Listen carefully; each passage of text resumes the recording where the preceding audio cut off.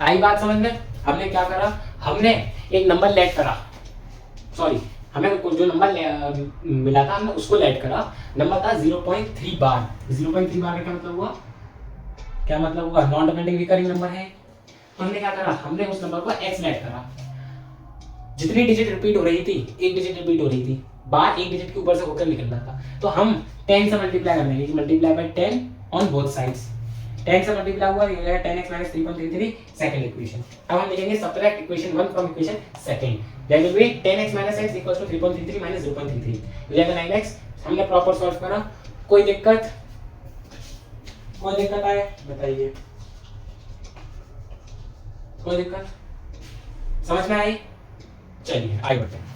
इस बार वाली चीज को और नंबर्स के ऊपर लेके समझते हैं कि एक्चुअली में बार अभी आपको हो सकता है कुछ सोचों के लिए हूं, तो उसको एक बार दोबारा समझते हैं।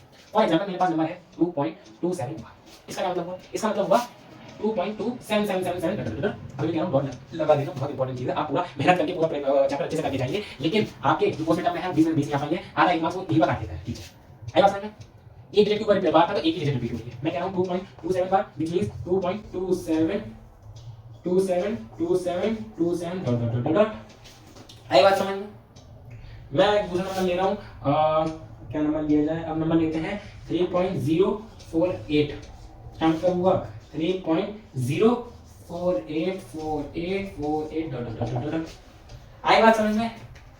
यहीं पर अगर तीन नंबर होंगे, फॉर एग्जांपल 4.679, तीनों में बार है, means 4.679 679 679 dot dot dot dot. आई बात समझ में? कैसे चीजें करनी होती हैं, आई बात समझ में? चलिए आगे बढ़ते हैं, आगे बढ़ते हैं। अब एक बार जो नॉन डिपेंडेंट रिकरिंग नंबर होते हैं उसको p अपॉन q की फॉर्म में कैसे करना होता है, आप उसके थोड़े क्वेश्चंस करते हैं। चलिए पहला क्वेश्चन मैंने आपको करा चुका हूं, 0.3 बार का आपका एनसीईआरटी का क्वेश्चन था, आसान क्वेश्चन था, उसका आंसर 1/3 आया। अब क्वेश्चन है कि 0.001 बार, इस क्वेश्चन को p अपॉन q की फॉर्म में लिखना है। वीडियो पॉज करिए और अब खुद ट्राई करिए, ध्यान से। पहला स्टेप लेट करने का, let x equals to 0.001 dot dot dot. ध्यान से देखो, यहाँ पर 3 डिजिट रिपीट हो रही है, बार 3 डिजिट के ऊपर से होकर निकल रहा है, तो हम 1 के आगे उतने 0 लगा देंगे और उस नंबर पूरे नंबर से दोनों तरफ मल्टीप्लाई कर देंगे। क्या मतलब, हम यहाँ पर लिख देंगे multiply by 1000 on both sides, multiply by 1000 on both sides, ये हो जाएगा हमारा 1000x equals to 1.001001 dot dot dot. Equation 1 equation second. आई बात समझ में? अब यहाँ पे क्या लिखना होता है हमें, सब्ट्रैक्ट वाली line, subtract equation 1 from equation second.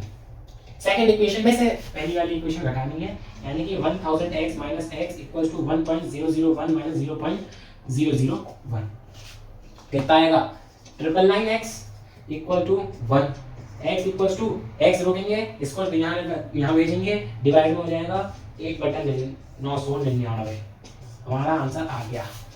बता चुका हूँ, डब्बा बनाना होता है, आंसर लिखना होता है, सिंपल चीज, कुछ बड़ी। चलिए दूसरा क्वेश्चन करते हैं, बहुत बेहतरीन क्वेश्चन है। क्या क्वेश्चन है हमारी, इस वाले क्वेश्चन में आपको होगा real concept use, real concept साथ के साथ आपका दिमाग चलेगा। कॉन्सेप्ट है, क्वेश्चन है 2.45 बार प्लस 0.36 बार को ऐड करना है, लेकिन जो आपका आंसर है वो p अपॉन q की फॉर्म में होना चाहिए। मजेदार क्वेश्चन, मतलब ये होते हैं क्वेश्चन करने वाले 9th क्लास में। ये तो 0.3 बार, ये तो कोई नहीं कर लेता है। ध्यान से देखिए, हम पहले इतने नंबर को p अपॉन q की फॉर्म में कन्वर्ट करेंगे, फिर इतने नंबर को p अपॉन q की फॉर्म में कन्वर्ट करेंगे, फिर जो नंबर आएगा उसको प्लस कर लेंगे। सिंपल, कुछ बड़ी चीज नहीं। आइए देखते हैं,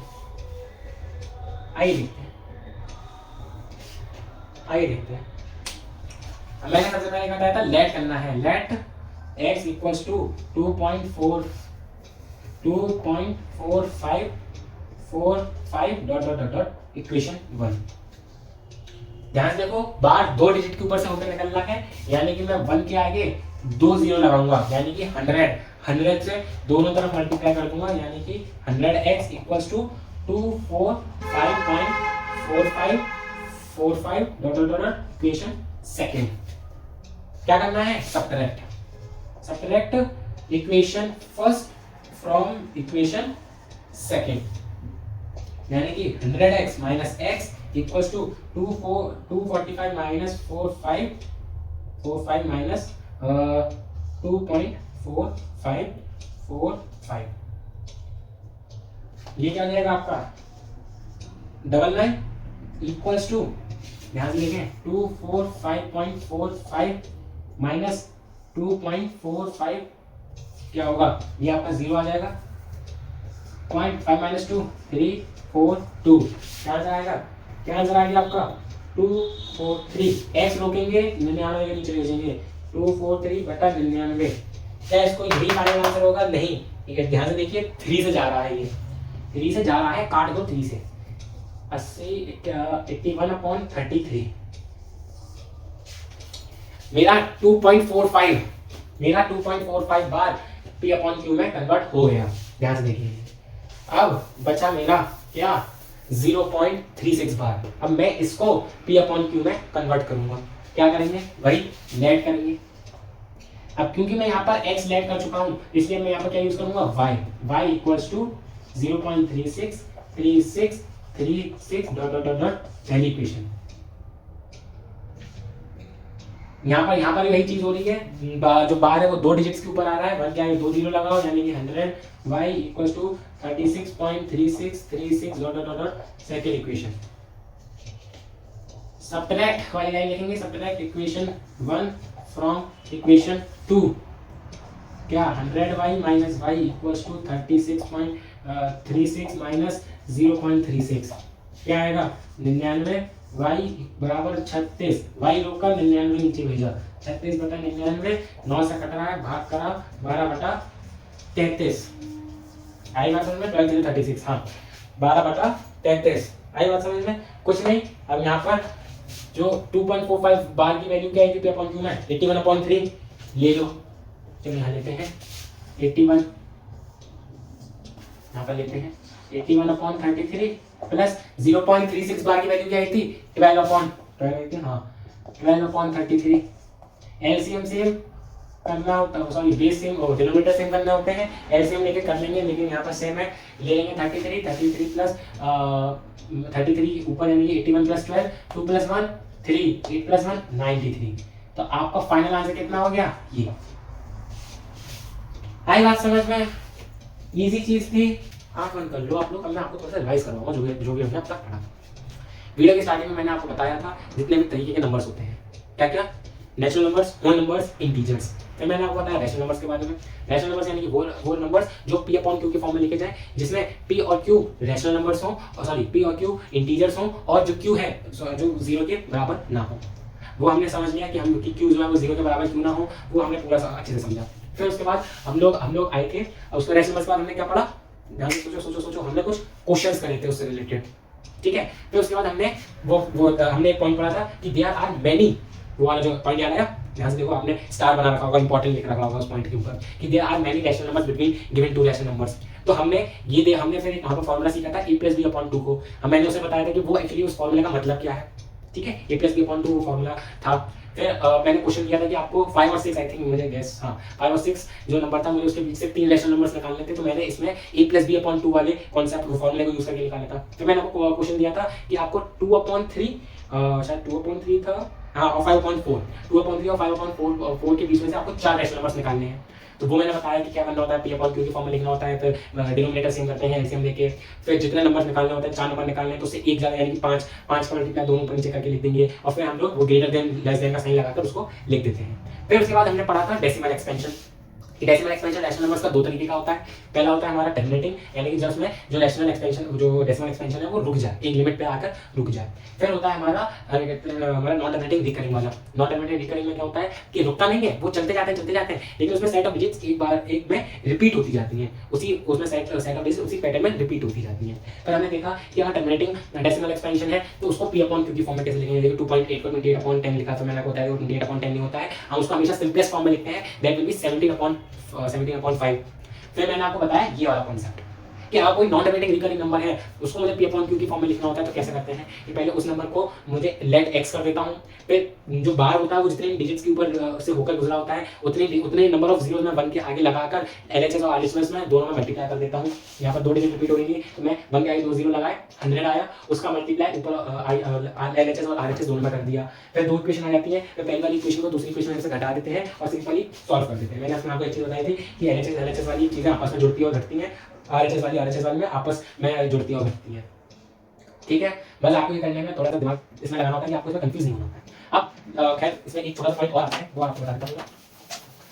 क्या पॉइंट आता है? एग्जांपल मैं कह रहा हूँ 25/2 ये रैशनल नंबर है, पी अपॉन क्यू की फॉर्म में लिखा जा रहा है। अब मैं आपसे पूछूं कि इसका जो डेसिमल एक्सपेंशन होगा वो टर्मिनेटिंग होगा या नॉन टर्मिनेटिंग रिकरिंग होगा, तो आपको कैसे डिवाइड करें? तो आप खैर ये छोटा नंबर है तो आप इसको सीधे कह देंगे कि भाई ये भी टर्मिनेटिंग नंबर होगा, इसका जो डेसिमल एक्सपेंशन होगा टर्मिनेटिंग होगा, लेकिन 1 मिनट के बाद आकर रुक जाएगा। लेकिन अगर यहीं पर थोड़ा बड़ा नंबर आ जाए, फॉर एग्जांपल अगर मैं कहूँ 4881/40, तब आप क्या करेंगे? अरे भैया ये तो नहीं आता हमें, कैसे सॉल्व करना है? कुछ नहीं होता, ध्यान से देखिए, बस ध्यान से देखिएगा। अगर मुझे चेक करना है कि जो गिवन मेरे पास रैशनल नंबर है जो पी अपॉन क्यू के फॉर्म में लिख रहा है उसका डेसिमल एक्सपेंशन टर्मिनेटिंग होगा या नॉन टर्मिनेटिंग रिकरिंग होगा, तो कैसे चेक करूंगा? तो सबसे पहले हम लोग चेक करते हैं कि टर्मिनेटिंग है कि नहीं। टर्मिनेटिंग चेक करने के लिए पहला स्टेप होता है कि जो मेरे पास डिनोमिनेटर में जो नंबर होगा, जो मेरा क्यू होगा, उसको मैं प्राइम फैक्टराइज करता हूँ। क्या करता हूँ? Prime factorise. 40/2, 40 को मतलब मैं प्राइम फैक्टराइज करूंगा। 2 से 40 काटा 2 पे 20 पे 10, 2 से काटा 5, 5 से काटा 1, यानी कि 40 बराबर हो गया 2 गुणा 2 गुणा 2 इंटू 5, 2 जा 4, 4 2 जा 8, 8 5 जा 40। इसका मतलब हुआ 2 की पावर 3 इंटू 5 की पावर 1। अब आप एक चीज ध्यान से देखिएगा, जिसका भी प्राइम फैक्टराइज करते समय डिनोमिनेटर में हम जो भी नंबर होगा उस रैशनल नंबर के पी अपॉन क्यू में उस क्यू को उठाएंगे, उस डिनोमिनेटर को उठाएंगे और प्राइम फैक्टराइज करेंगे। प्राइम फैक्टराइज करने के बाद अगर हमने देखा कि उसके जितने भी फैक्टर्स हैं या तो सारे 2 हों, ध्यान समझना, मैं इसको लिख दे रहा हूं, मैं थोड़ा रफ में लिख रहा हूं लेकिन आपको समझ जाए इसलिए लिख रहा हूं कि अगर मैं निकालूं फैक्टर्स ऑफ क्यू, तो यानी कि या तो ऑल 2 हों, ऑल 2 यानी कि सारे 2 हों, 2 2 2 2 2 2 2, या ऑल 5 हों, या तो सारे 5 हों, या तो दोनों हों, और बोथ 2 and 5। लेकिन जब 2 और 5 साथ में हो तो कोई भी तीसरा नंबर नहीं होना चाहिए, यानी कि कुछ 2 पे कुछ पावर हो, जैसे यहाँ पर 3 आ गई, और 5 पे कुछ पावर हो, जैसे यहाँ पर 1 आ गई। एक नंबर आ रहा था तो 1 आ गई। अगर यहाँ पर 1 और 5 होता तो यहाँ पर 2 पावर 2 आ जाती। आई बात समझ में? क्या मतलब हुआ कि हमने Q यानी डिनोमिनेटर्स के फैक्टर्स निकालेंगे, और ध्यान से समझना, हम डिनोमिनेटर के फैक्टर्स निकालेंगे तो अगर सारे 2 हों या सारे 5 हों या 2 और 5 दोनों हों, तब उसका डेसिमल एक्सपेंशन करने पर आपको जो डेसिमल एक्सपेंशन मिलेगा वो टर्मिनेटिंग मिलेगा। समझ लीजिए, अच्छे से समझ लीजिए, कुछ बड़ी चीज नहीं है। आइए इसको एक बार कैलकुलेटर से करके देख लेते हैं। आपको मैं दिखा दूं, 9th क्लास में आकर आपको कैलकुलेटर बिल्कुल यूज नहीं करना है, बिल्कुल भी नहीं। आपकी हालत बिगड़ जाएगी, आप कैलकुलेशन नहीं कर पाएंगे, एग्जाम्स में बहुत दिक्कत होगी। आप एग्जाम्स कर रहे होंगे, कोई लंबा कैलकुलेशन आएगा, आपको एक तरीके का फोबिया होगा कि अरे अब आपको वैसे एग्जाम में आपके पास कम टाइम होता है, उसमें आप अपने आपको कैसे मैनेज करेंगे बिल्कुल कैलकुलेशन के साथ। तो कैलकुलेटर का यूज बिल्कुल नहीं करना है। मैं सिर्फ आपको ये बताने के लिए बता रहा हूँ कि अगर मेरे पास है 4881 डिवाइडेड बाय 40, मेरे पास आंसर क्या आएगा? आप देख सकते हैं आंसर आया है मेरे पास 122.025। यहाँ पर 025 क्या आ रहा है? टर्मिनेटिंग हो गया, यानी कि रुक गया उसका डेसिमल एक्सपेंशन होते हुए। तो यानी कि ये जो चीज मैंने बताई वो सही है, और वो एक तरीके की ट्रिक हो गई। क्या हो गई? ट्रिक हो गई। तो यानी कि जो डिनोमिनेटर है उसको प्राइम फैक्टराइज करेंगे, अगर उसके सारे फैक्टर्स 2 होंगे तब वो टर्मिनेटिंग होगा, या तो सारे फैक्टर्स 5 हों, या तो 2 और 5 दोनों हों, 2 पे कुछ पावर हो और 5 पे कुछ पावर हो, ऐसे करके सिर्फ यही दोनों हो और भी कोई नंबर ना हो। आई बात समझ में? चलो अब एक दूसरी चीज समझते हैं। क्या दूसरी चीज ये है कि भैया हमने ये तो चेक कर लिया कि टर्मिनेटिंग है कि नॉन टर्मिनेटिंग। अगर मान लो टर्मिनेटिंग निकला तब तो ठीक है, हम नॉन टर्मिनेटिंग रिकरिंग पर जाएंगे। लेकिन अगर वो फॉर एग्जांपल टर्मिनेटिंग नहीं निकला, फिर क्या करें? फिर क्या करना है आपको? फॉर एग्जांपल अगर मेरे पास है 1/7, थोड़ा बड़ा लिखता हूं, मेरे पास है 1 नॉन टर्मिनेटिंग रिकरिंग नंबर है। लेकिन अब मैं आपसे क्या ये पूछूं कि बताओ इसका डेसिमल एक्सपेंशन करते समय जो बार है वो कितनी नंबर ऑफ डिजिट्स के ऊपर होकर गुजरेगा। आएगा समझ में? ये एमसीक्यू में पूछे जाने वाले क्वेश्चन है। आपको कोई भी एक पी अपॉन क्यू की फॉर्म में दे देंगे, आप बताओ कि जब मैं इसका डेसिमल एक्सपेंशन करूंगा तो जो बार है वो कितनी नंबर ऑफ डिजिट्स के ऊपर आएगा। वो नंबर यानी कि वो एक जो सेट है ना, जब वो सेट अपने आप को रिपीट करेगा तो वो सेट में कितनी नंबर ऑफ डिजिट्स होंगी। तो ध्यान से देखिए, अगर मैं इसका डेसिमल एक्सपेंशन करूंगा तो पहले तो मैं आपको ट्रिक बता दूं। ट्रिक ये होती है कि जो भी डिनोमिनेटर है उसमें से एक घटा दो, 7 - 1, आंसर क्या आएगा 6। यानी कि जो बार है डेसिमल एक्सपेंशन करते समय 6 डिजिट्स के ऊपर से होकर गुजरेगा। कैसे? अगर मेरे पास है 1/7 तो उसका डेसिमल एक्सपेंशन आएगा 10.142857 और बाहर आप देख सकते हैं 3 3 6 यानी कि कितने डिजिट्स की नीचे आ रहा है 6। अगर आप इसको आगे लेके जाएंगे तो इसका मतलब हो जाएगा 0.142857 142857 142857 डॉट डॉट। इसलिए मैं इसको इतनी पागलपंती ना करते हुए सिर्फ मैं इतना लिख देता हूँ, सिर्फ मैं इतना करता हूँ कि इनके ऊपर बार लगा देता हूँ, बाकी सबको हटा देता हूँ। तो यानी कि बार कितने डिजिट्स के ऊपर होकर निकल रहा है 6 डिजिट्स के ऊपर से होकर निकल रहा है। आई बात समझ में? समझ लीजिए इसको पूरे कॉन्सेप्ट को, ठीक है। चलिए अब हम चैप्टर में आगे बढ़ते हैं और एक नए कॉन्सेप्ट को समझते हैं जो है इर्रेशनल नंबर्स। इर्रेशनल नंबर्स को कोई जरूरत नहीं है, मैं इसकी कोई डेफिनेशन नहीं लिख पाऊंगा। अब चलते हैं इर्रेशनल नंबर को करते हैं फील। क्या करेंगे भैया? इर्रेशनल नंबर को करेंगे फील। क्या करना है? कुछ नहीं करना, जो मैं बोलूं उसको सुनना है। कॉपी किताबें सब बंद कर दीजिए, पेन रख दीजिए और आंख बंद कर दीजिए। अब मैं आपको सुनाने जा रहा हूँ एक स्टोरी। स्टोरी जैसी स्टोरी से पहले मैं आपको एक छोटी सी चीज बताता हूँ। आपने कभी ना कभी अपने आप को आईना या मिरर में तो देखा ही होगा। मिरर में आपने देखते समय कभी एक चीज ऑब्जर्व करी है कि हमेशा जो मिरर होता है, जो प्लेन मिरर होता है, वो जो इमेज फॉर्म करता है वो लेटर इन्वर्टेड करता है। लेटर इन्वर्टेड वाला जो आपने टर्म है वो आपने 8th क्लास में लाइट चैप्टर में जरूर पढ़ा होगा कि the reversal of left and right to left और reversal of the image is called lateral inversion. ये आपने एक टर्म पढ़ा होगा कि शीशा जब भी इमेज फॉर्म करता है वो राइट टू लेफ्ट कर देता है। तभी आपने वो पढ़ा होगा कि जो एम्बुलेंस में आपने देखा भी होगा कि एम्बुलेंस में सबसे आगे जो एम्बुलेंस लिख रहा होता है वो उल्टा लिख रहा होता है, ताकि जो आगे गाड़ी में जो इंसान चल रहा है वो अपने साइड व्यू मिरर में जब भी उस एम्बुलेंस को देखे तो वो उसको सीधा पढ़े, ठीक है, और ताकि वो अपना थोड़ा साइड हो जाए और एम्बुलेंस को आगे बढ़ने दे। ये मैंने आपको शीशे के बारे में इसलिए बताया कि वो उल्टी इमेज फॉर्म करता है, क्योंकि अब मैं जो आपको स्टोरी बताने वाला हूँ वो उससे कनेक्टेड है। बहुत पहले की बात है, वंस अपॉन अ टाइम, बहुत पहले की बात। मतलब पाइथागोरस नामक एक व्यक्ति थे। ये है पाइथागोरस। पाइथागोरस कौन है? पाइथागोरस आपने वो सुनी ना, पाइथागोरस थ्योरम। तो ये पाइथागोरस एक इंसान है। क्या थे वो? ग्रीक मैथमेटिशियन और फिलोसोफर थे, ठीक है, बहुत विद्वान आदमी थे पाइथागोरस। बहुत समय की बात है, पहले की बात है। पाइथागोरस ने पार्टी रखी थी, बताए पाइथागोरस ने पार्टी रखी थी अपने घर पर, फेयरवेल पार्टी थी। उसमें रैशनल नंबर्स आए थे। कौन आए थे? रैशनल नंबर्स भैया, सब आए थे, सारे रैशनल नंबर्स। मतलब -5/11, 11/59, 61/12, जितने भी रैशनल नंबर्स होते हैं सब आए थे, सब। क्या हुआ था? एक टेबल रखी हुई थी, टेबल पे सारे रैशनल नंबर्स आसपास, टेबल के आसपास थे, ठीक है। आइए बताते हैं कैसे थे। ये मान लो ये टेबल है, यहाँ पर सारे रैशनल नंबर्स थे, ठीक है। तो उनके सामने लाके रख दिया था एक शीशा। क्या रख दिया था? शीशा रख दिया था उनके सामने लाकर। और शीशा रख दिया था तो एक रैशनल नंबर्स की इमेज फॉर्म होगी। यहाँ पर क्या है? रैशनल नंबर्स है और यहाँ पर रैशनल नंबर्स की इमेज फॉर्म हो गई, form by the plane mirror.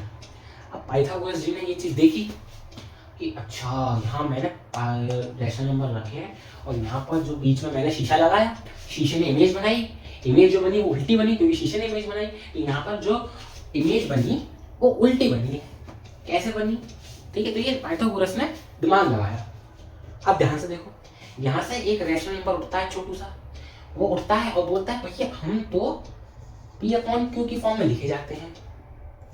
तभी क्या होगा? एक यहाँ पर छोटा सा उठता है इरेशनल नंबर। ध्यान समझना, अभी मैंने इरेशनल बता दिया, आगे बताऊंगा कि है क्या एक्चुअली में इरेशनल नंबर क्या है। अभी आप समझ लो कि इरेशनल नहीं है, ये रैशनल नंबर का जो प्लेन इमेज बनी है, यानी कि जो उल्टे इमेज जो बनी है वो है। यहाँ से एक नंबर खड़ा हुआ और बोला अच्छा आप पी अपॉन क्यू की फॉर्म में लिखे जाते हैं, हम पी अपॉन क्यू की फॉर्म में नहीं लिखे जाएंगे। अच्छा क्यों नहीं लिखे जाएंगे? क्योंकि ये इमेज मिरर इमेज फॉर्म कर रहा है ना, मिरर इमेज उल्टी फॉर्म करता है। तो यहाँ पर जितने भी लोग हैं सब उल्टे पैदा हुए हैं, सब उल्टी खोपड़ी हैं। तो यहाँ पर बोलते हैं हम पी अपॉन क्यू की फॉर्म में नहीं लिखे जाएंगे है। इसका मतलब कि ये पी अपॉन क्यू की फॉर्म में नहीं लिखे जाएंगे। तभी यहाँ से एक दूसरा रैशनल नंबर उठता है बड़े कॉन्फिडेंस के साथ, सीना चढ़ा के, और वो बोलता है पी अपॉन क्यू फॉर्म में नहीं लिखे जाते। मैं बोलता भैया हमारा जो डेसिमल एक्सपेंशन होता है वो नॉन टर्मिनेटिंग रिकरिंग होता है। अब ये तो खैर इमेज, ये तो जो काम करेंगे उल्टा ही करेंगे। तो यहाँ से एक उठता है, यहाँ से एक हार्ट उठता है। ये बोलते हैं कि अच्छा बाबा आप नॉन टर्मिनेटिंग नॉन रिकरिंग है, oh how we can avoid this, we have to also disobey this because we are the image formed by the plane mirror. Okay, means you are non terminating recurring. Now we will also be non terminating, but we will also be non recurring. अब Pythagoras ने ये सब चीजें देख डाली कि भैया ये क्या हुआ कि मैंने एक रैशनल नंबर्स के सामने मिरर रखा, मिरर के इसमें यहाँ पर एक प्लेन इमेज फॉर्म हुई जो कि बिल्कुल उल्टी थी। तो पाइथागोरस जी ने इन नंबरों का नाम दे दिया इर्रेशनल नंबर। क्या नाम दे दिया? Irrational number. इसलिए कहते हैं कि भैया ये जो इर्रेशनल नंबर था इसका जन्मदाता कौन है? इर्रेशनल नंबर को किसने डिस्कवर करा? पाइथागोरस ने। आई बात समझ में कि जैसे कि जो रैशनल नंबर है वो पी अपॉन क्यू की फॉर्म में लिखे जाते हैं, इसने बोला कि भैया हम तो नहीं लिखे जाएंगे पी अपॉन क्यू की फॉर्म में। यहाँ पर रैशनल नंबर ने बोला कि भैया हम नॉन टर्मिनेटिंग रिकरिंग होते हैं, हमारा डेसिमल एक्सपेंशन। यहाँ पर बोला भैया हम तो नॉन टर्मिनेटिंग नॉन रिकरिंग होंगे। आई बात समझ में? थोड़ा थोड़ा कनेक्ट कर पाए एक्चुअली में इर्रेशनल नंबर क्या है। खैर ये जो मैंने स्टोरी बताई है ये सिर्फ एक स्टोरी है, ऐसा कुछ पार्टी वार्टी नहीं हुई थी, सिर्फ आपको समझाने के लिए मैंने ये चीज़ कहा था। अब थोड़ा सीरियस होकर देखते हैं कि एक्चुअली में इर्रेशनल नंबर्स क्या है। इर्रेशनल नंबर्स, जी हाँ दोस्तों, इर्रेशनल नंबर्स वो नंबर्स होते हैं जो पी अपॉन क्यू की फॉर्म में ना लिखे जाए जैसे रैशनल नंबर्स लिखे जाते हैं। और दूसरा जैसे कि इर्रेशनल नंबर्स का जो डेसिमल एक्सपेंशन होता है, रैशनल नंबर्स का डेसिमल एक्सपेंशन क्या था? ध्यान से देखो, रैशनल नंबर्स का डेसिमल एक्सपेंशन कैसा था? टर्मिनेटिंग। कैसा था? टर्मिनेटिंग। और कैसा था? नॉन टर्मिनेटिंग रिकरिंग का मतलब पता है ना सबको? क्या था कि डेसिमल के बाद कुछ सेट होगा, एक सेट होगा वो डेफिनेट पैटर्न में रिपीट होगा। यहाँ पर क्या होगा इर्रेशनल नंबर में? इर्रेशनल में होगा कि भैया हम टर्मिनेट तो रुक तो सकते ही नहीं है बिल्कुल, तो हम तो नॉन टर्मिनेटिंग है। अच्छा नॉन टर्मिनेटिंग है, चलो ठीक है भैया नॉन टर्मिनेटिंग, लेकिन हम नॉन रिकरिंग भी हैं। नॉन रिकरिंग का क्या मतलब हुआ कि जैसे कि यहाँ पर जो नंबर रिपीट हो रहे हैं वो एक डेफिनेट पैटर्न में रिपीट हो रहे हैं, यहाँ पर इर्रेशनल नंबर में वो चीज नहीं होती। आई बात समझ में? इर्रेशनल नंबर्स में वो चीज नहीं होती, जो नंबर होता है वो किसी भी ऑर्डर में रिपीट हो सकता है। आई बात समझ में? जैसे कि अब थोड़ा सा एग्जांपल में आ जाते हैं इर्रेशनल नंबर्स के, इर्रेशनल नंबर के क्या एग्जांपल्स होते हैं।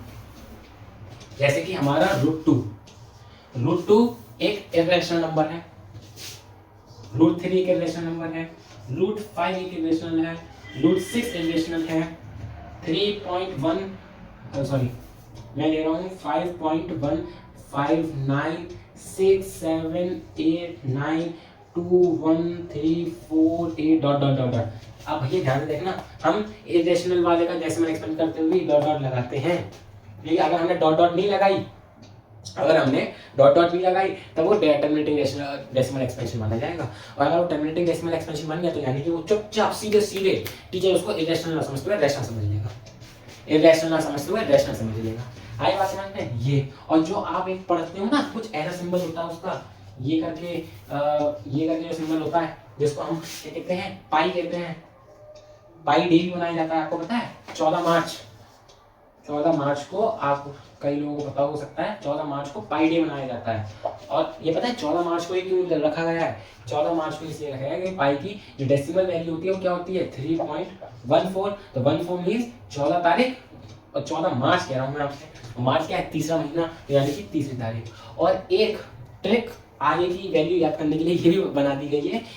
आगे की वैल्यू क्या होती है? 159। आगे और भी चलती है, आपकी एनसीईआरटी में पेज नंबर 13 में एक 9 यहाँ पे एक जो कॉलम लिखा हुआ है उसमें लास्ट में एक लाइन लिख रही है कि pi has been computed to over 1.24 trillion decimal places. क्या मतलब हुआ आगे बताते हैं, लेकिन अभी मैं यहाँ पर वैल्यू ले रहा हूँ 3.14159 और ऐसा कहा जाता है कि 14 मार्च को तीसरे महीने पे 1:59 पे, समझ रहे हो आप? समझ लो क्या कहना चाह रहा हूँ मैं। ऐसा कहा जाता है कि 14 तारीख को तीसरे महीने की जो 14 तारीख होती है उसमें 1:59 पे हम क्या मनाते हैं, पाई डे मनाते हैं। और 14 मार्च को एक कोइंसिडेंस ही हुआ था कि मुझे थोड़ा सा सही से याद नहीं कि या तो उस दिन अल्बर्ट आइंस्टाइन पैदा हुए थे या वो एक्सपायर हुए थे, और उसी डेट पे स्टीफन हॉकिंग या तो एक्सपायर हुए थे या फिर पैदा हुए थे। ये थोड़ी सी उनके डेट को लेके एक कोइंसिडेंस रहता है कि भैया ऐसा क्यों हुआ, कुछ एलियन का कुछ उसमें रहता है। लेकिन ये तो मैं आपको एक ट्रिक बता रहा हूँ पाई की वैल्यू याद रखने के लिए कि 3.14159 का मतलब हुआ कि तीसरे महीने की 14 तारीख 1:59 पे पाई डे मनाया जाता है। हाँ, तो खैर मैं यहाँ पर कह रहा था कि जो हमारा पाई होता है, पाई भी एक इरेशनल नंबर में आता है। लेकिन भैया एक सेकेंड, हम तो बचपन से पढ़ते हुए आ रहे हैं पाई की वैल्यू है 22/7। सही, यही तो पढ़ते हुए आ रहे हो आप। पाई की वैल्यू है 22/7। आप इतने फॉर्मूले लगाते हैं 2πr, πr स्क्वायर, तो आप उसमें पाई की वैल्यू यही लेते हो 22/7। लेकिन 22/7 तो एक रैशनल नंबर है। आप कह रहे हो पाई एक रैशनल नंबर है। भैया कुछ समझ में नहीं आ रहा, भैया अच्छे से बता दो। हाँ भैया ध्यान से देखो, जो 22/7 है ना, वो एक हमने अप्रॉक्स वैल्यू ले ली है। क्या ले ली है? Approx value. हो सकता है कि आपके एग्जाम में पोस्ट मिड में पूछ ली जाए कि since pi is a irrational number but 22/7 is a rational number, justify this. हम उसमें लिख सकते हैं pi is a irrational number because its decimal expansion is non terminating recurring, non recurring, but 22/7 is a rational number. It's not the exact value of pi, it's a approx value of pi. ध्यान समझना, 22/7 अगर आप कोई question 22/7 से लगाकर निकालें, यानी कि पाई की वैल्यू 22/7 ले। फॉर एग्जांपल अगर मैं आपसे कहूँ कि रेडियस कुछ है और उसका आपका सर्कमफेरेंस निकालना है, तो आप फॉर्मूला लगाएंगे 2πr। अगर आपने पाई 22/7 ली और पाई आपने एक बार लिया, पाई की वैल्यू ली डेसिमल वाली, तो कई बार ऐसा देखा जाता है कि आंसर अलग अलग आता है। आई बात समझ। ये एक्चुअली में पाई है क्या? Pi is the ratio of circumference to diameter. उन दोनों का जो रेशियो आता है वो हमेशा इरेशनल नंबर आता है। क्या आता है? Irrational number. आई बात समझ में? कोई दिक्कत? ठीक है, अब बात आते हैं ये जो पेज नंबर 13 पे स्टेटमेंट लिख रहा था कि pi has been computed to over 1.24 trillion decimal places. इसका क्या मतलब हुआ? इसका मतलब ये हुआ कि पाई एक इरेशनल नंबर है और इतनी टेक्नोलॉजी फास्ट फॉरवर्ड हो चुकी है कि हमने पाई की 1.24 ट्रिलियन डेसिमल प्लेसेस, समझ लो आप कितने नंबर हो जाएंगे। हमें तो ये इतना से ये तुच्छ से पता है 14159, 24 ट्रिलियन डेसिमल प्लेसेस तक हमने पाई की वैल्यू कैलकुलेट कर दी है। और अभी भी पाई की वैल्यू आगे कैलकुलेट हो सकती है, अभी भी रुकी नहीं है, समझ लो। और रुकेगी ही नहीं, क्यों? Pi is a irrational number. आई बात समझ? हो गया, पूरा फील ले लिया आपने। इसमें बस इरेशनल नंबर में हमेशा एक बात ध्यान रखना, जब भी आप उसको डेसिमल एक्सपेंशन करते हुए लिखें तो हमेशा ये याद रखें कि उसके आगे ये डॉट डॉट डॉट या डैश डैश डैश जरूर लगाएं। अगर नहीं लगाते हैं तब वो एक टर्मिनेटिंग डेसिमल एक्सपेंशन माना जाता है। आई बात समझ में? चलिए अब हम इरेशनल के बाद एक दूसरा टॉपिक पढ़ते हैं। बहुत अच्छा टॉपिक है, उसी टॉपिक के नाम से आपकी क्लास 10 में पहला चैप्टर है और वो उसका कॉन्सेप्ट का नाम है रियल नंबर्स। कि भैया अब ये रियल नंबर्स क्या हो गए भैया? इतने मुश्किल से रैशनल नंबर्स याद हुए, इतने मुश्किल से भैया फिर इरेशनल समझ में आया। अब ये रियल नंबर्स है। रियल नंबर्स क्या है? अरे वो नंबर जो रियल होते हैं, काफी सच्चे होते हैं, ये बहुत सच्चे होते हैं, ये कभी झूठ नहीं बोलते। ऐसा नहीं होता। हाँ, ये देखते हैं रियल नंबर्स का क्या मतलब। रियल नंबर्स, इसको भी मैं कोई इसकी डेफिनेशन कुछ नहीं, इसको मैं आपको फील करवाता हूँ। क्या है रियल नंबर्स? क्या होता है एक रियल नंबर? रियल नंबर यानी आप कोई भी, आपने नंबर पढ़ लिए, natural, whole number, integers, rational, irrational, आप कोई भी नंबर सोचिए, कोई भी नंबर जो आपका मन आ रहा है। मेरे अपन जो अंदर से मन आ रहा है, एक अंदर से मुझे एकदम दिमाग में कूद रहा है, वो है -8। मेरे अंदर आ रहा, पता नहीं अभी ऑन द स्पॉट, कोई सोच के नहीं रखा था, ऑन द स्पॉट आया मेरे, -8 आया। आपके हो सकता है कुछ और आया। हाँ, आपको क्या करना है, आपके दिमाग में जो नंबर आया उसका स्क्वायर निकालना है। क्या करना है, स्क्वायर। स्क्वायर सबको पता है, जो भी आपने नंबर ले रखा है उसका उसी में मल्टीप्लाई करना है। ठीक है, करो मल्टीप्लाई करो, क्या करो उसे, मैं भी करता हूँ।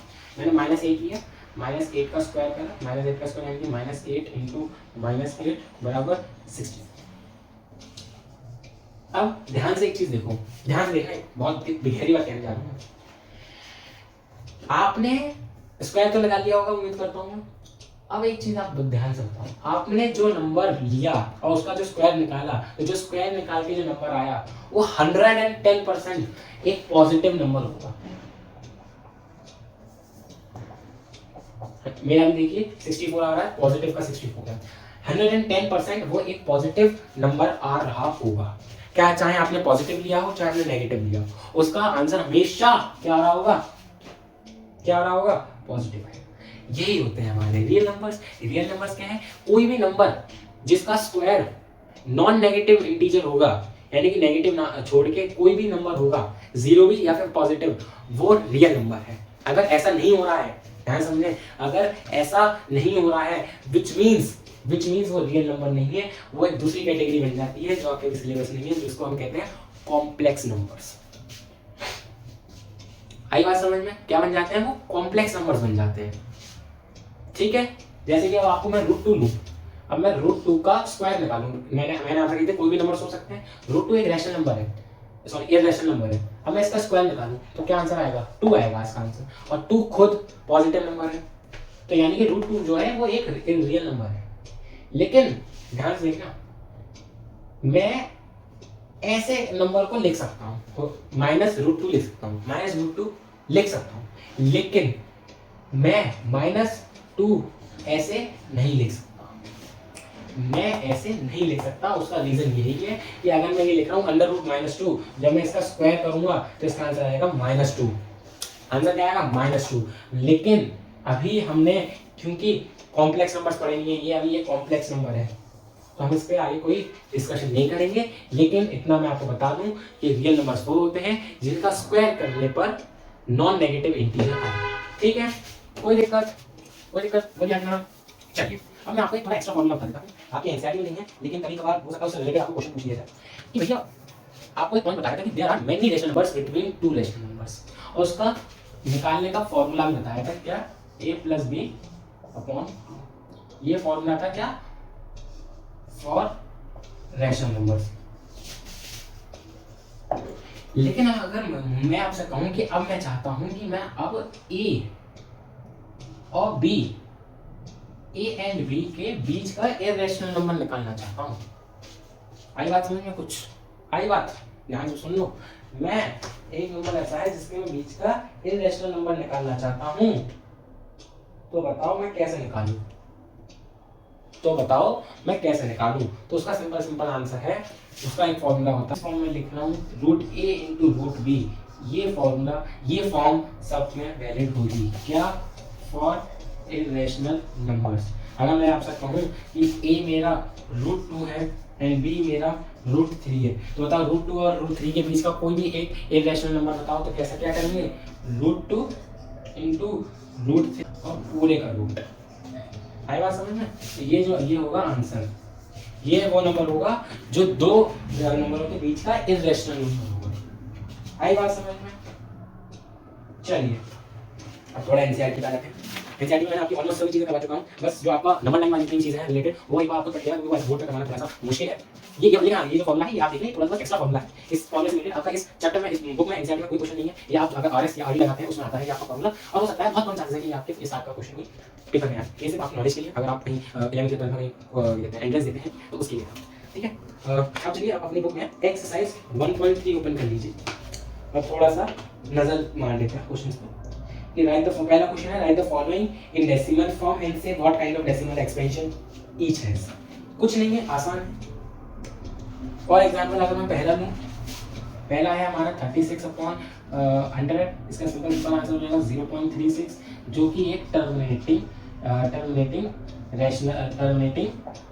क्या होगा, डेसिमल एक्सपेंशन। सेकंड है 1/11। अब पहले तो ध्यान से देखो, ये टर्मिनेटिंग नहीं होगा। क्यों नहीं होगा, क्योंकि मैंने आपसे पहले कही थी कि जो डिनोमिनेटर होता है जो डिनोमिनेटर होता है या तो उसके फैक्टर्स 2 हो सारे, या सारे 5 हो, या केवल 2 एंड 5 हो। अब इसका तो ना 2 है ना 5 है ना 2 एंड 5 दोनों है, तो यानी कि इसका टर्मिनेटिंग डेसिमल एक्सपेंशन तो बिल्कुल नहीं होगा। और आप होगा क्या, non terminating recurring decimal expansion होगा। नॉन टर्मिनेटिंग नॉन रिकरिंग क्यों नहीं, कि non terminating non recurring irrational numbers का होता है, और irrational numbers p upon q के फॉर्म में नहीं लिखे जाते, पर इधर 1/11 p अपॉन q के फॉर्म में लिखे जा रहे हैं, तो इसलिए इसका decimal expansion non terminating non recurring होगा। तो इसका डेसिमल एक्सपेंशन कैसा होगा, नॉन टर्मिनेटिंग रिकरिंग। ठीक है, ये इसी टाइप के हैं। ये थर्ड पार्ट और बता देता हूँ। थर्ड पार्ट है हमारा 4 होल 1/8। इसको ऐसे सॉल्व करते हैं कि भैया इसको पहले मल्टीप्लाई कर देंगे, 4 8 32, और फिर ये जो ऊपर एक 1 होता है ना न्यूमरेटर में, 1 जो है जो भी न्यूमरेटर में वैल्यू होगी वो मल्टीप्लाई करने के बाद उसमें जोड़ देते हैं। तो 4 8 32, 32 प्लस 1 33/8, 33/8। और 33/8 में 2 एक बार 8 को देखना नजर मारिए, क्या 8 के सारे फैक्टर्स 2 हैं? हाँ, 8 के सारे फैक्टर्स 2 ही हैं, 2 के अलावा और कोई नहीं है। तो अब मैं जब इसको करूंगा, ध्यान से देखिए 33 भाग 8, 4 8 32, 3 0 बढ़ाया, 8 2 10 5। तो इसका आंसर क्या जाएगा 4.25, which is a terminating decimal expansion, which is a terminating decimal expansion, which is a terminating decimal expansion। कुछ नहीं है, और सब आपके आसान से क्वेश्चन है, आप एक बार कर लेंगे, स्कूल में आप समझेंगे, आप इजीली आप कर सकते हैं। लास्ट वाला एक बार क्वेश्चन देख लेते हैं, क्वेश्चन नंबर 19। क्या है वो क्वेश्चन, क्या कह रहा है आपसे? क्वेश्चन कह रहा है कि classify the following numbers as rational और इररेशनल नंबर्स। आइए देखते हैं। पहला है रूट 23। भैया अब इस तरीके में ना आपको कॉमन सेंस लगा रहे हैं, क्या है ये, प्रॉपर है कि इररेशनल नंबर है। दूसरे पे आप दूसरा क्या है, रूट 225। याद नहीं आ रहा, है नहीं है भैया निकाल लो ना, इतना टाइम लगा रहे हो, इतना टाइम लगाने के बाद आंसर भी आए वो भी गलत आए तो क्या फायदा, सॉरी निकाल लो। 225 कैसे करूँगा, 2 से जाएगा नहीं, किससे जाएगा, 3 से जाएगा। तो 3 से करा तो 3 7 21 1 15, दोबारा 3 से करा 3 2 6 25, 5 से करा 5 से करा 1, 2 का यहाँ पर 2 होता है, 2 का पेयर निकाला, 3 5 15 बराबर 15, which is a rational number. तीसरा नंबर क्या है, ध्यान से देखें, अब मजे आते हैं। तीसरा नंबर है 0.3796। कोई आगे डॉट नहीं लग रहा, कोई आगे डैश नहीं लग रहा, किसी के ऊपर बार नहीं लग रहा, तो यानी कि ये क्या है, ये एक रैशनल नंबर है। वो भी कैसे में डेसिमल एक्सपेंशन है इसका, टर्मिनेटिंग। फोर्थ पे चलते हैं, फोर्थ है आपसे, हाँ अभी लिखिए 7.478 डॉट 478 और फिर दोबारा 478, यही है ना, हाँ 478 और फिर डॉट। अब ये क्या है, अभी भैया रैशनल नंबर है, क्या, non terminating recurring. Short way में लिख रहा हूँ, आप समझ जाइए, मैं बोलते जा रहा हूँ तो आप मेरा बोलने पे ज्यादा फोकस करिए। Rational number, decimal expansion, non terminating recurring. Fifth वाला देखते हैं, ध्यान से देखें, वो है 1.101, फिर 001, फिर 0001, फिर 0001। अब ध्यान से देखो, इसमें डिजिट्स रिपीट तो हो रही हैं 0 और 1, लेकिन क्या सेम डेफिनेट पैटर्न में रिपीट होगी है? अब कायदे में अगर 101 है तो यहाँ पर भी अगर 101 ही आना चाहिए था, यानी कि ये डेफिनेट पैटर्न में रिपीट नहीं हो रही और आगे भी चलती जा रही है, तो यानी कि ये कैसा नंबर है, इररेशनल नंबर। आई बात समझ में?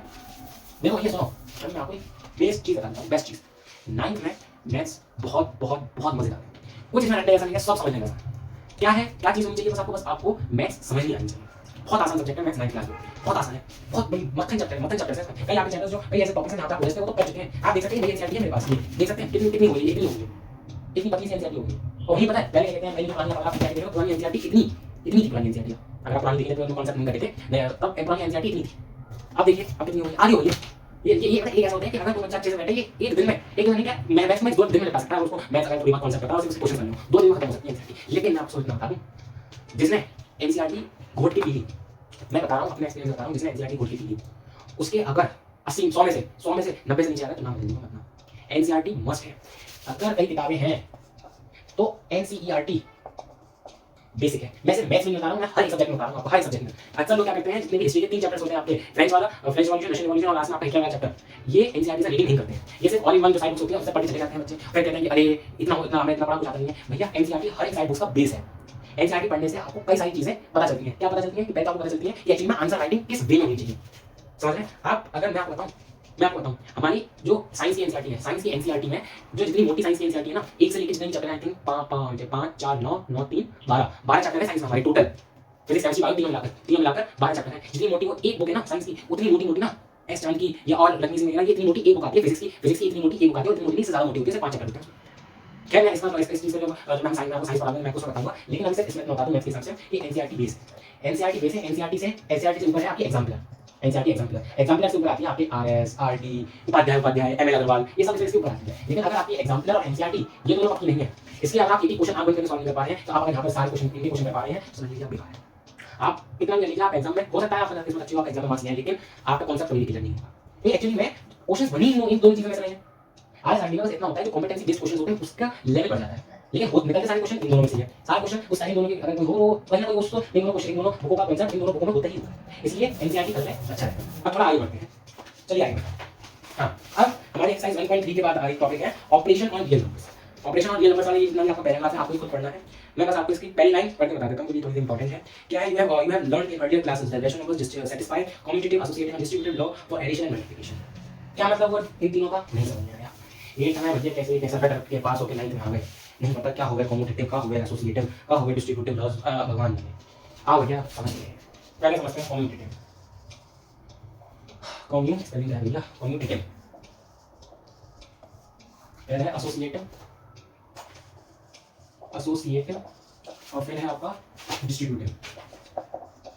पहले ये समझते हैं फिर आगे बढ़ेंगे, क्योंकि बेसिक्स क्लियर होने चाहिए, कॉन्सेप्ट क्लियर होना चाहिए, बिकॉज़ कॉन्सेप्ट ठीक है। कम्यूटेटिव लॉ क्या कहता है आइए समझते हैं। कम्यूटेटिव लॉ हमसे कहता है कि a + b = b + a, बस ये है कम्यूटेटिव बच्चों का। क्या मतलब कि हम 2 + 5 करें या 5 + 2 करें, आंसर आना चाहिए नहीं है, या तो 2 में 5 जोड़े या 5 में 2 जोड़े, आना साथ ही होता है। नाक को यूं पकड़े, नाक को यूं पकड़े, पकड़नी ना की है। आई बात समझ में। और क्या कहता है कम्यूटेटिव लॉ? कम्यूटेटिव लॉ कहता है कि a × b = b × a। क्या मतलब हुआ, 2 5 10 या 5 2 10, 2 का गुणा मैं 5 में करूं तब भी 10 आएगा, या 5 का गुणा 2 में करूं तब भी 10 आएगा। आइए पीछे चल लो, फर्क ही है। एसोसिएटिव लॉ कुछ नहीं है, एसोसिएटिव लॉ क्या कहता है, एसोसिएटिव लॉ कहता है a + b + c = a + b + c। क्या मतलब हुआ कि यहाँ पे पहले b + c को जोड़ के फिर a जोड़ दूं, या पहले a + b को जोड़ दूं फिर c जोड़ दूं। बात एक ही है। ये समझ सकते हैं 3 + 5 + 11 = 3 + 5 + 11। तो 11 + 15 16 16 + 3 19 = सेम चीज है 3 + 5 8 8 + 11 19। आई बात समझना, कुछ नहीं बच्चों वाली चीज। ये तो ये चीज मल्टीप्लाई में होती है कि a × b b × c = a × b and b × c। कैसे, 2 × 5 × 2 = 2 × 5 × 2, 2 5 10 10 2 20 = 2 5 10 10 2 20। आगे पीछे कुछ भी कर लो, आना ही है। कम्यूटेटिव क्या कहती है, कम्यूटेटिव क्या कहती है आगे समझते हैं। कम्यूटेटिव कह रही है a b + c = ab + ac। नहीं समझ में आई, ध्यान से क्वेश्चन समझते हैं। ये वाली एक्टिविटी ऐसी होती है, इसको मैं खोल के बताऊं, कुछ नहीं, क्वेश्चन समझते हैं। क्वेश्चन है 3 7 + 8। तो पहले मैं इसका सॉल्व करता हूं, और बताइए 3 7 + 8 15 15 15 15 3 = 45। अब मैं इसके अकॉर्डिंग सॉल्व करता हूं। 3 7 + 8 क्या कह रहा है, कह रहा है 3 × 7 करो प्लस 3 × 8 करो, 2 7 3 7 = 21 प्लस 3 8 = 24, 4 + 1 5 2 + 2 45। आंसर बोला 45 आ रहा है। क्या कह रहा था, कुछ नहीं है। अब ध्यान देखो, अगर मैं ब्रैकेट खोलूंगा तो a का मल्टीप्लाई b में होगा, फिर a का मल्टीप्लाई c में होगा। इस ये फॉर्म आएगी। अब यहां पे कुछ नहीं आता, a बाहर निकाल लिया, कुछ नहीं बच्चों वाली चीज है। आगे बढ़ते हैं। अब इसको थोड़ा नोट डाउन कर लीजिए, फिर हम आगे बढ़ते हैं।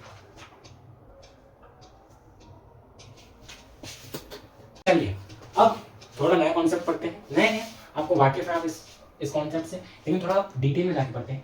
क्या है operations on real numbers? Operation on real numbers यानी कि ऑपरेशंस यानी कि जो रियल नंबर्स होते हैं, हमें अगर उनका हार्ट ट्रांसप्लांट करना है तो हम कैसे करेंगे, आइए देखते हैं। ये तो समझे आप ऑपरेशन से ना भैया, ये ना हो। ऑपरेशन और रियल नंबर्स यानी कि ऑपरेशंस यानी कि मैथ्स के उसमें ऑपरेशंस यानी कि जोड़ घटाओ गुणा भाग करना। क्या? जोड़ घटाओ गुणा भाग करना, जोड़ना एडिशन, घटाना माइनस, गुणा करना मल्टीप्लिकेशन, भाग करना डिवीजन। इसको कहते हैं ऑपरेशंस ऑन रियल नंबर्स, यानी कि अगर ये सब चीजें हम रियल नंबर्स के साथ कैसे करेंगे, ध्यान से समझते हैं। पहला पॉइंट उठाते हैं। पहला पॉइंट ये है कि अगर ये ऑपरेशंस दो नंबरों के बीच में, दो रैशनल नंबर्स के बीच में हो, जो हमारा ऑपरेशंस है, ऑपरेशंस बिटवीन रैशनल नंबर्स है। कैसे होते हैं आपको सबको पता है, मेरे कुछ इसमें बताने की जरूरत नहीं है। 3 + 4 7 आएगा, 7 - 5 2 आएगा, 2 × 2 10 आएगा, 10 - 11 -1 आएगा। ये आपको पहले ही जान चुके हैं, बस एक इन्फॉर्मेशन इसके अकॉर्डिंग इससे रिलेटेड ये देनी है कि ऑपरेशंस बिटवीन रैशनल नंबर्स, तो जो हमेशा हमारा फाइनल प्रोडक्ट होगा, जो भी हमारा फाइनल रिजल्ट होगा, जो भी हमारे पास फाइनल रिजल्ट होगा, वो हमेशा एक रैशनल नंबर ही होगा, वो हमेशा एक रैशनल नंबर ही होगा। अगर मैं रैशनल नंबर्स के बीच में कर रहा हूँ, दो से नहीं, दो ही रैशनल नंबर हो, कितने भी रैशनल नंबर्स हो, बस रैशनल नंबर होने चाहिए और उसके बीच में कोई सा भी ऑपरेशन हो, जोड़ घटाओ गुणा भाग कुछ भी हो, उसका आंसर हमेशा एक रैशनल नंबर आएगा। आप समझते हैं कि आई बात समझ में? आप समझते हैं कि ऑपरेशंस बिटवीन, आप समझते हैं कि operations between when one number is rational and another is irrational। ये s जो है वो irrational के लिए मैंने यूज करा है, ठीक है। आई बात समझ में? Operation between when one number is rational and another is irrational. For example, अगर मैं एक रैशनल नंबर ले रहा हूँ 3 + √5, तो हम इसको आगे सॉल्व नहीं कर पा सकते। हम मतलब सॉल्व करने को क्या, हम √5 को डेसिमल एक्सपेंशन में कर देंगे और फिर हम इसको प्लस कर देंगे। लेकिन अभी हम जनरली इसको मतलब कौन है, ये एग्जाम में √5 को कौन डेसिमल एक्सपेंशन तक लिख के आएगा, कोई नहीं लिख के आएगा, तो हम इसको जनरली इतना ही छोड़ देते हैं। 3 + √5 = 3 + √5, ठीक है। तो यानी कि अब मैंने क्या करा, एक रैशनल नंबर में इरेशनल नंबर जोड़ा, तो जो हमारा फाइनल आंसर आता है वो एक हमेशा इरेशनल नंबर आएगा। आई बात समझ में? बहुत गहरी बात बता रहा हूँ मैं आपको। अगर मैं दो नंबरों के बीच में ऑपरेशन करूं, जिसमें से एक रैशनल नंबर है, एक इरेशनल नंबर है, उनके बीच में ऑपरेशन कर रहा हूं मैं, अभी मैं एडिशन कर रहा हूं, तो आंसर मेरा हमेशा इरेशनल नंबर आएगा। अगर मैं कर रहा हूं क्या 6 - √2, तो मेरा इसका भी आंसर हमेशा always and always irrational number आएगा। ऑलवेज मींस दुनिया खत्म हो जाएगी, ये वीडियो खत्म हो जाएगी, लेकिन ये लॉ नहीं चेंज होगा। एक रैशनल और इरेशनल नंबर को जोड़ने पे एक इरेशनल नंबर आता है। सेम यही चीज फॉलो होती है कि जब एक रैशनल नंबर, मैं अब अज्यूम कर रहा हूँ 15 मल्टीप्लाई होगा एक इरेशनल नंबर से। अब क्या इरेशनल नंबर क्या लें, सपोज हम ले रहे हैं पाई, आंसर क्या आ जाएगा, मतलब आंसर मींस इसको हम आगे कैसे लिखेंगे 15 पाई, तो जो कि एक इरेशनल नंबर है, लेकिन अब इसमें एक चीज थोड़ी सी ये ध्यान रखने वाली है, क्या ध्यान समझे कि whenever we multiply a rational number with an irrational number, the answer is always irrational number, but the condition is जो रियल नंबर है, ध्यान समझ लो, सॉरी, जो हम रैशनल नंबर ले रहे हैं, जो भी हम रैशनल नंबर लेंगे should not be equals to 0। आई बात समझ में? क्योंकि अगर मैं यहीं पर 15 के जरा 0 ले लूं और फिर यहाँ पर इरेशनल नंबर की पाई ले लूं, तो आंसर मेरा आ जाएगा 0, और 0 एक रैशनल नंबर है। 0 ध्यान से देखो, 0 एक रैशनल नंबर है। तो उस चीज में आप कहोगे भैया अरे मैंने तो कुछ नई चीज अज्यूम कर लिया, मैं तो पाइथागोरस से ऊपर हो गया। नहीं, पाइथागोरस तो बहुत ऊपर है ना। मैंने आपको बस एक कंडीशन दे दी कि बस वो जो रैशनल नंबर है वो 0 के बराबर नहीं होना चाहिए, भाई कुछ भी हो, -1 -2 -61 -72 -51 -82, जो कुछ भी हो, पॉजिटिव नेगेटिव कुछ भी हो, बस 0 ना। यही चीज अगर यही चीज होती है जब मैं डिवाइड के केस में लूं।